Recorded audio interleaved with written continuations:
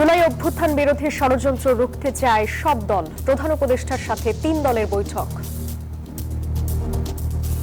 ফ্যাসিবাদ বিরোধী, সন্ত্রাস বিরোধী জাতীয় ঐক্যটা দেখাতে চাই, এটাই হবে আমাদের শক্তি। আওয়ামী লীগকে যাতে কোনো সুবিধা করে না দেয়, এই ব্যাপারে আমরা সকলে ঐক্যমত পোষণ করেছি। হাদির ঘটনায় অনেকে ফায়দা লোটার চেষ্টা করছে, অভিযোগ তারেক রহমানের। এই ঘটনাগুলো দিয়ে কেউ কোনো ফায়দা লোটার অবশ্যই তো চেষ্টা করছে।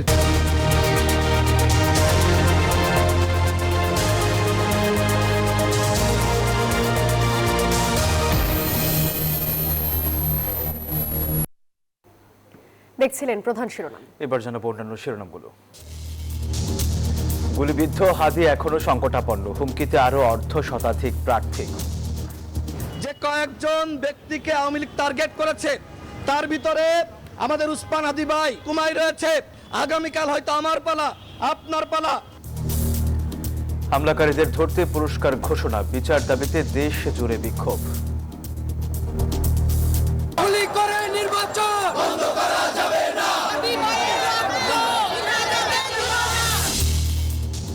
ফ্যাসিস্ট টেরোরিস্ট দমনে এবার অপারেশন ডেভিল হান্ট 2 শুরু। লুট হওয়া অবৈধ অস্ত্র উদ্ধার হবে আশা স্বরাষ্ট্র উপদেষ্টা। শহীদ বুদ্ধিজীবী দিবসকাল শ্রদ্ধার জন্য প্রস্তুত হচ্ছে বৌদ্ধভূমি। জাতিকে মেধাশূন্য করতে হত্যাকাণ্ড, বিবৃতি তারেক রহমানের। 13 ঘন্টা পর নিভল বাবুবাজারের ভবনের আগুন। ফায়ার সার্ভিস, সেনা, বিজিবির যৌথ চেষ্টায় 45 জনকে জীবিত উদ্ধার। ট্রাম্প যুদ্ধবিরতি বললেও সংঘাত থামেনি থাইল্যান্ড কম্বোডিয়ার মধ্যে। ব্যাংককের বিরুদ্ধে আগে হামলা চালানোর অভিযোগ নমপেনের। এবং কলকাতায় মেসির ঝটিকা সফরে তুলকালাম কাণ্ড। এক নজর দেখতে না পেরে সল্ট লেক স্টেডিয়ামে দর্শকদের ভাঙচুর।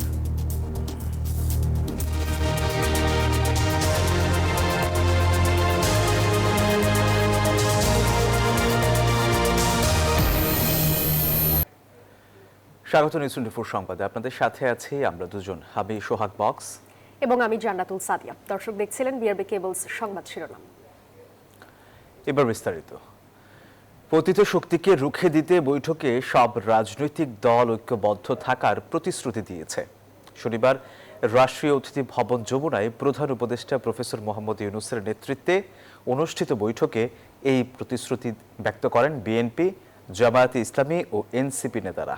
বৈঠক শেষে বিএনপির স্থায়ী কমিটির সদস্য সালাহ উদ্দিন আহমদ বলেন, এই হামলা শুধু হাদির উপর নয়, প্রকৃতপক্ষে বাংলাদেশের উপর। এনসিপির আহ্বায়ক নাহিদ ইসলাম অভিযোগ করেন, এই ঘটনার পেছনে ভারতীয় মদদ রয়েছে। শুক্রবার দুপুরে ঢাকা ৮ আসনের সম্ভাব্য প্রার্থী ইনকিলাব মঞ্চের আহ্বায়ক শরীফ ওসমান বিন হাদির উপর গুলির ঘটনায় শনিবার সকালে প্রধান উপদেষ্টার সাথে বৈঠক করে বিএনপি, জামায়াত ইসলামী ও এনসিপি। বৈঠকে অংশ নেয় ওসমান হাদির পরিবারের সদস্যরাও।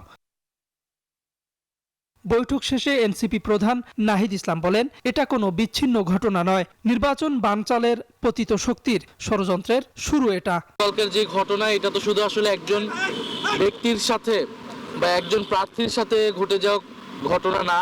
আমি গতকালকে বলেছি, এটা কোনো বিচ্ছিন্ন ঘটনাও না।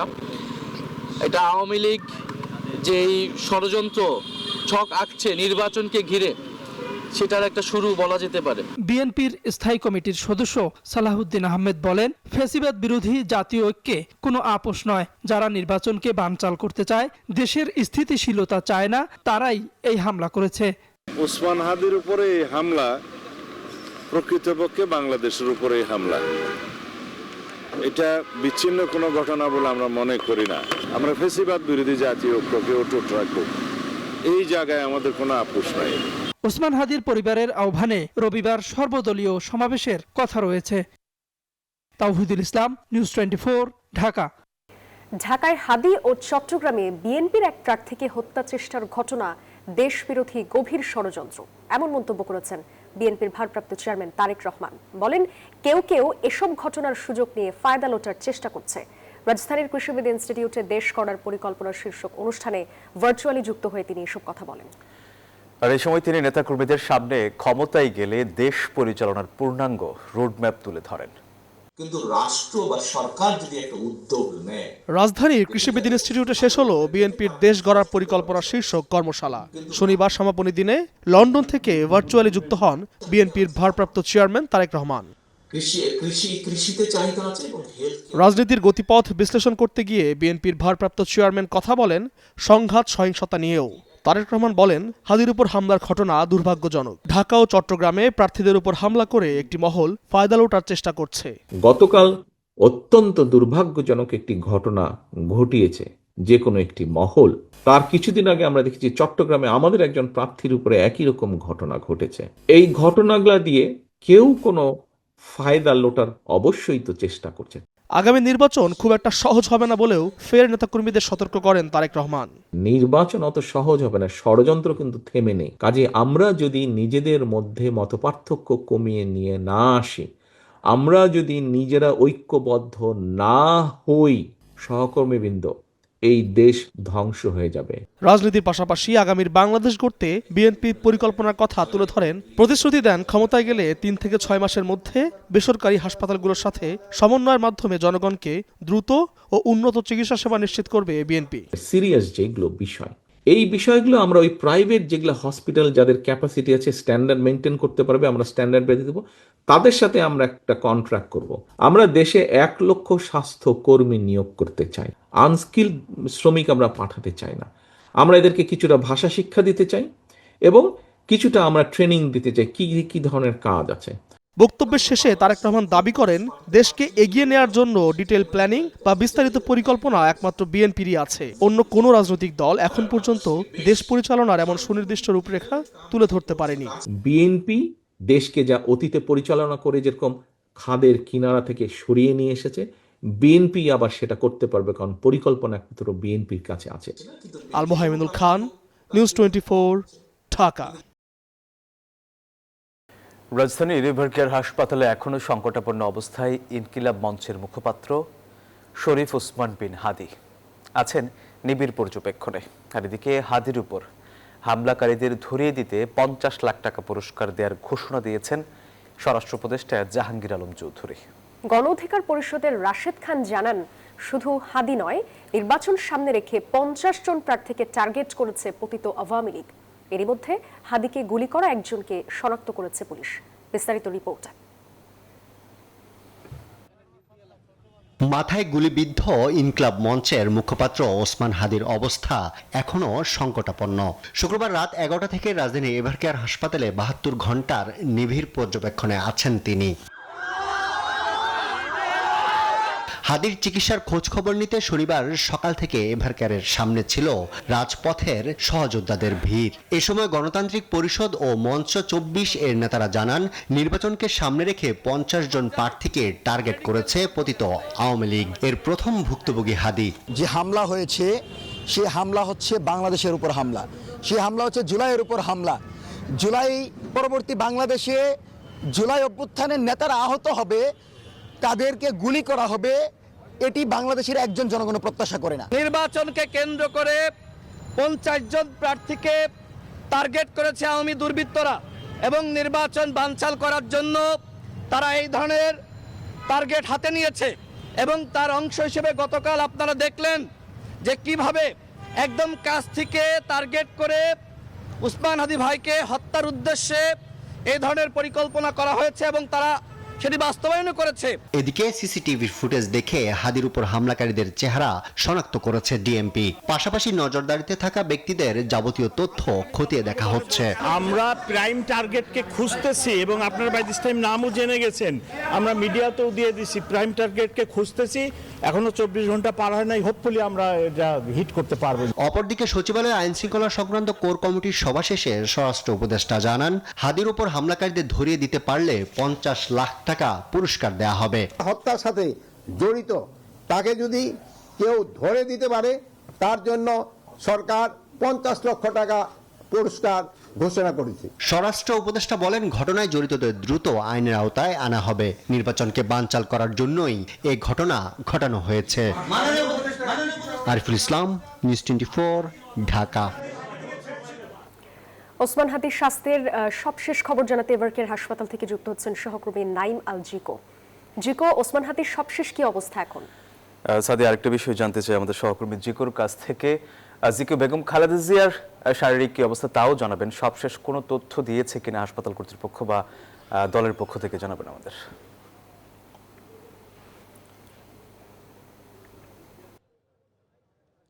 ধন্যবাদ আপনাকে।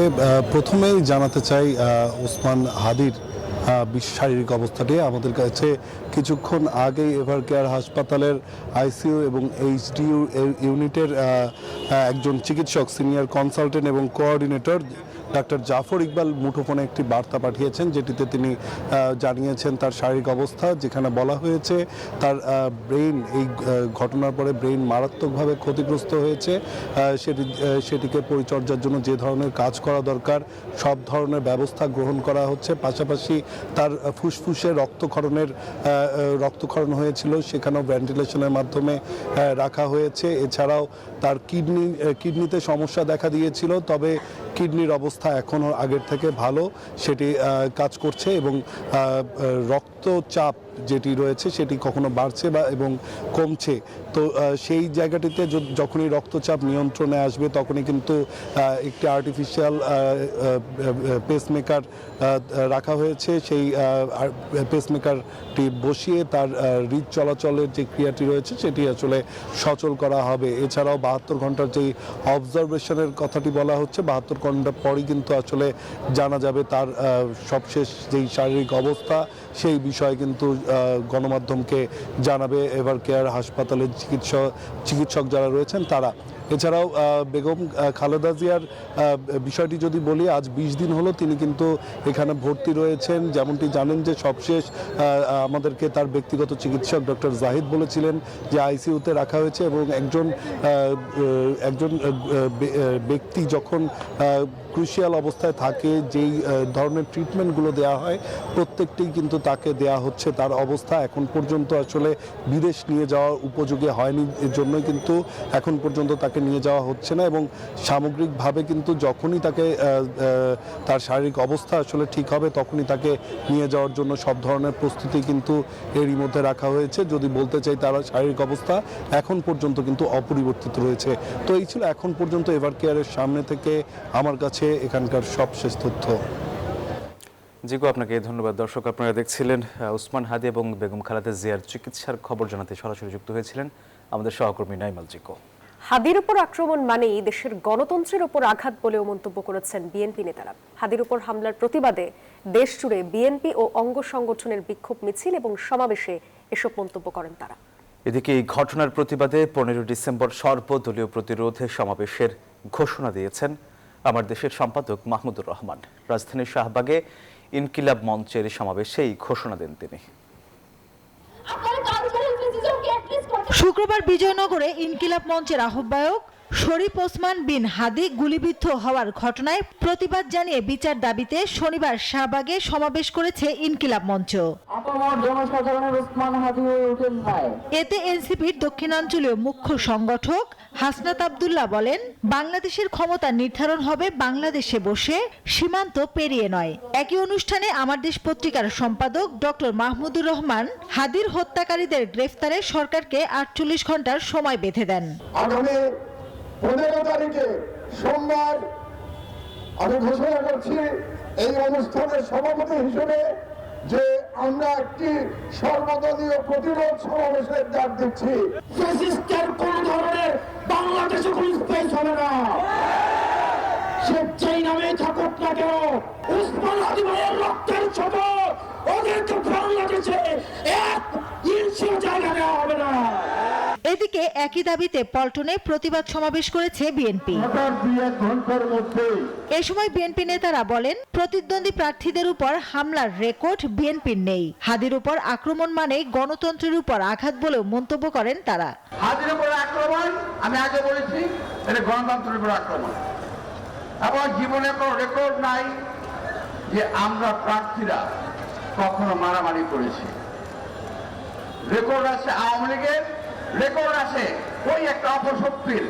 সুপরিকল্পিত একটা বিষয় ওই যাকে শনাক্ত করা হয়েছে, সেই তার উপর আঘাতকারী হাদির উপর, সে ছাত্রলীগেরও নেতা আর ঢাকা বিশ্ববিদ্যালয়ের যে ভিপি কি নাম সাদেক কাইমের সাথে একই টেবিলে চা খাচ্ছে, এখন এর বিচার কে করবে?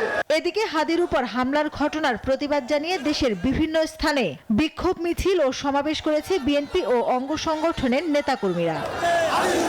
মাসুদা লাবনী, নিউজ 24, ঢাকা। ফ্যাসিস্ট সন্ত্রাসীদের দমনে এবার শুরু হচ্ছে অপারেশন ডেভিল হান্ট ফেজ 2। এসব তথ্য জানিয়েছেন স্বরাষ্ট্র উপদেষ্টা জাহাঙ্গীর আলম চৌধুরী। শনিবার সচিবালয়ে আইন শৃঙ্খলা সংক্রান্ত কোর কমিটির সভা শেষে সংবাদ সম্মেলনে একথা বলেন তিনি। বলেন, লুট হওয়া ও অবৈধ অস্ত্র উদ্ধারে আইন শৃঙ্খলা রক্ষাকারী বাহিনীর অভিযান চলমান রয়েছে। বলেন, সাম্প্রতিক হামলাগুলো জাতীয় নির্বাচন বাধাগ্রস্ত করার উদ্দেশ্যেই করা হয়েছে।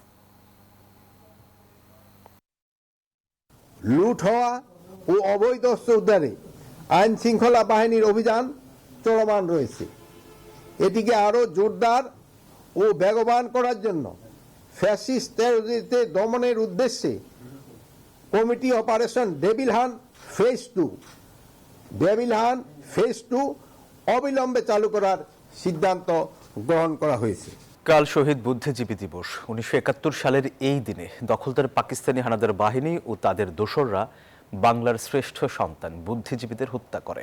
এর ঠিক দুদিন পরে 16 ডিসেম্বর জেনারেল নিয়াজির নেতৃত্বে বর্বর পাকিস্তানি হানাদার বাহিনী আত্মসমর্পণ করে এবং স্বাধীন দেশ হিসেবে বাংলাদেশের অভ্যুদয় ঘটে। দিবসটি উপলক্ষে জাতীয়ভাবে কর্মসূচি গ্রহণ করেছে। এছাড়া বিভিন্ন রাজনৈতিক, সামাজিক ও সাংস্কৃতিক সংগঠনও দিবসটি উপলক্ষে বিভিন্ন কর্মসূচি গ্রহণ করেছে।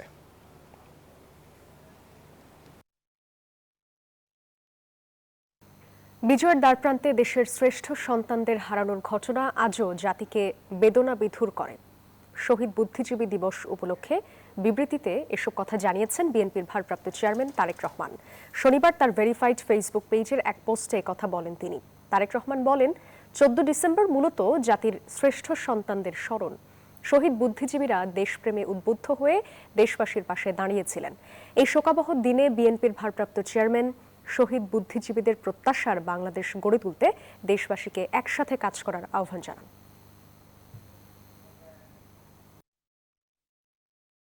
আবার স্বাগত। দেখছেন নিউজ 24 সংবাদ। ঢাকার কেরানীগঞ্জের বাবু বাজারের ভবনে লাগা আগুন 13 ঘন্টা পর নিয়ন্ত্রণে আনার তথ্য জানিয়েছে ফায়ার সার্ভিস। আগুন নিয়ন্ত্রণে সবশেষ 20টি ইউনিট কাজ করেছে। আগুনের পর ভবনে আটকা পড়া 45 জনকে উদ্ধার করা হয়েছে। স্থানীয়দের অভিযোগ, রাজুকের নিয়ম অমান্য করে পরিচালিত হয়ে আসছে ভবনটি।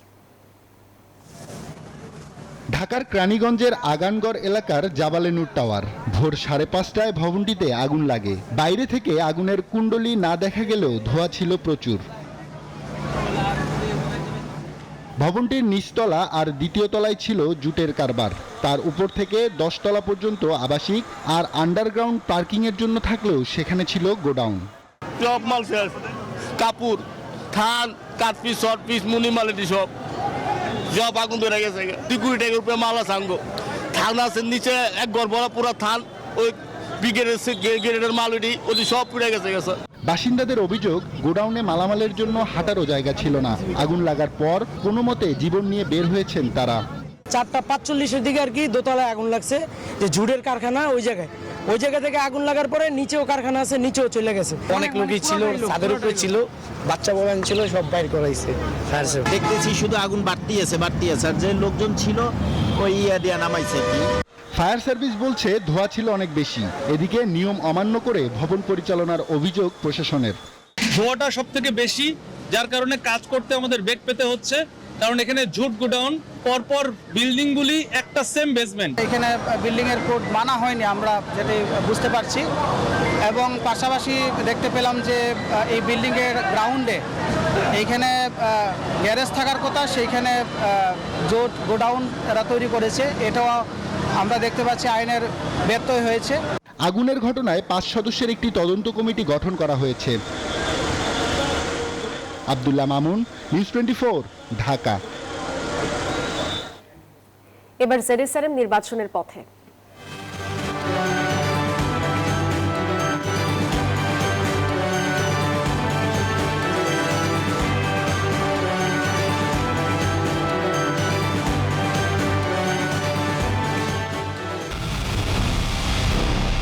দেশের মুখে হাসি ফোটাতে নিজেকে হতে হয় স্ট্রং আর মনোবল হতে হয় স্পার্ক জিরো। জেডএসআরএম 25 বছরের পথ চলায় নিরাপদে রাখার প্রত্যয়ে। লক্ষ্মীপুর জেলা নির্বাচন কার্যালয়ের নিচতলার স্টোর রুমে পেট্রোল ঢেলে আগুন দিয়েছেন এক যুবক। পুড়ে গেছে নথিপত্র। ভোর 4টার দিকে এই ঘটনা ঘটে। সদর উপজেলা নির্বাচন কর্মকর্তা মোহাম্মদ ফারুক হুসাইন জানান, মাস্ক পরিহিত এক যুবক জানালার কাঁচ ভেঙে অথবা খুলে পেট্রোল ঢেলে আগুন দিয়ে পালিয়ে যায়। আগুনের ভয়াবহতা কম থাকায় নেভাতে বেশি সময় লাগেনি। এর মধ্যেই 2008 ও 9 সালের ভোটারদের দ্বিতীয় ফর্ম পুড়ে গেছে। এছাড়া একটি অকেজো ডেস্কটপ, সিপিইউ সহ কিছু সরঞ্জামও পড়েছে।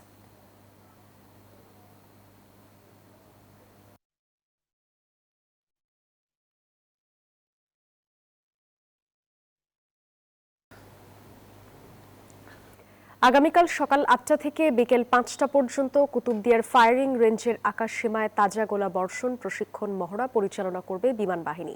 রেঞ্জ সমূহের বিপজ্জনক উচ্চতা সমুদ্রপৃষ্ঠ থেকে 30,000 ফুট। এ সময় সকল প্রকার জলযান সমূহকে বিশেষ সতর্কতা অবলম্বন সহ ওই এলাকা পরিহার করে চলাচল করা বাধ্যতামূলক বলে নির্দেশনা দিয়েছে আইএসপিআর।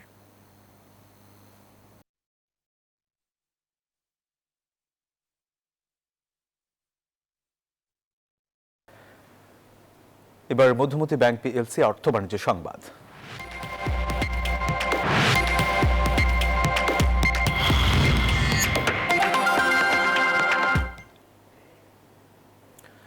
তরুণদের ক্ষেত্রে নতুন নতুন উদ্যোগ, ফ্রিল্যান্সিং নিয়ে বিশাল সম্ভাবনার জায়গা তো রয়েছে। এআই নিয়ে যতটা আশঙ্কা ঠিক ততটাই সম্ভাবনা রয়েছে। শনিবার দুপুরে রাজধানীর সিরডাপ মিলনায়তনে সেন্টার ফর গভর্নেন্স স্টাডিজ আয়োজিত গোলটেবিল বৈঠকে এসব কথা বলেন আলোচকরা। তরুণদের দক্ষতা বৃদ্ধিতে প্রশিক্ষণের ব্যবস্থা ও প্রত্যেক জেলায় আইটি হাব তৈরির উপর গুরুত্ব দেওয়া উচিত বলে জানান তারা। বেকারত্ব নিয়ে বিএনপির স্থায়ী কমিটির সদস্য আব্দুল মঈন খান বলেন, দেশের অনেক তরুণ বিভ্রান্তির পথে।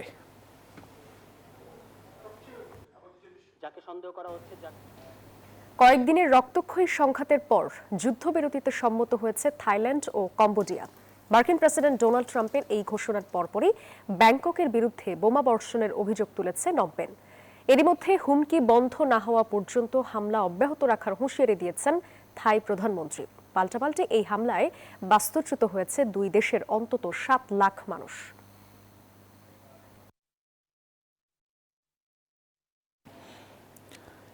চোদ্দ বছর পর কলকাতা এলেন বিশ্বকাপ জয়ী আর্জেন্টাইন সুপারস্টার লিওনেল মেসি। তাকে এক নজর দেখতে শুক্রবার রাত থেকেই শহরের রাস্তায় রাস্তায় ভিড় ছিল ভক্তদের। তবে দিন হতেই মেসিকে এক নজর দেখার আকুতি বিষাদের রূপ নেয়। টিকিট কেটেও খুদে জাদুকরকে না দেখতে পেরে ক্ষোভে ফুঁসছে কলকাতার মানুষ। আর্জেন্টাইন কিংবদন্তি লিওনেল মেসিকে নিজেদের শহরে বরণ করে নিতেও এক নজর দেখতে নানা প্রস্তুতি নিয়ে রেখেছিল তার ভক্ত সমর্থকরা। অনেকে সল্টলেক স্টেডিয়ামে বসে নিজের পছন্দের খেলোয়াড়কে কাছ থেকে দেখবেন বলে কারি কারি অর্থ খরচ করে কেটেছিলেন টিকিটও। তবে কলকাতার যুব ভারতী স্টেডিয়ামে ঘটেছে তার ঠিক উল্টো। আয়োজকদের অব্যবস্থাপনায় মেসিকে ঠিকমতো দেখতে না পারায় ক্ষুব্ধ দর্শকরা ভাঙচুর চালিয়েছে স্টেডিয়ামের গ্যালারিতে।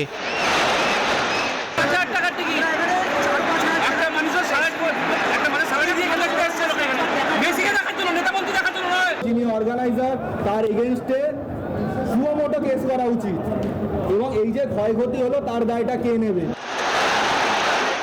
এমনকি ক্ষুব্ধ দর্শকরা ভাঙা চেয়ার ও বোতল ছুঁড়ে মেরেছে মাঠে। এক পর্যায়ে বেষ্টনী টপকে মাঠেও ঢুকে পড়েন অসংখ্য দর্শক। বিশৃঙ্খলা দেখার আগেই মাঠ ছেড়ে চলে যান মেসি। देख लीजिए 10,000 रुपए का टिकट है, 12,000 रुपए का। एक शक्ल नहीं देख पाया उनका हम लोग। कुछ नहीं देख पाए, ना एक किक आउट करवाया, ना एक पेनल्टी लिया, कुछ नहीं किया। शाहरुख खान को भी लाना का बोला था, कुछ नहीं लाया, 10 मिनट के लाया, चला गया। এরপরই সকলের প্রতিবাদ জানান। তাদের অভিযোগ, মেসিকে দেখার পর্যাপ্ত সময় ও সুযোগ কিছুই রাখেনি আয়োজকরা। গ্যালারিতে হাজির হওয়া দর্শকরা 3,800 থেকে সর্বোচ্চ 11,800 রুপি খরচ করেছিলেন মেসিকে এক নজর দেখতে। আবরার আল দাইয়ান, নিউজ 24। এই ছিল নিউজ 24 সংবাদে। ধন্যবাদ সবাইকে।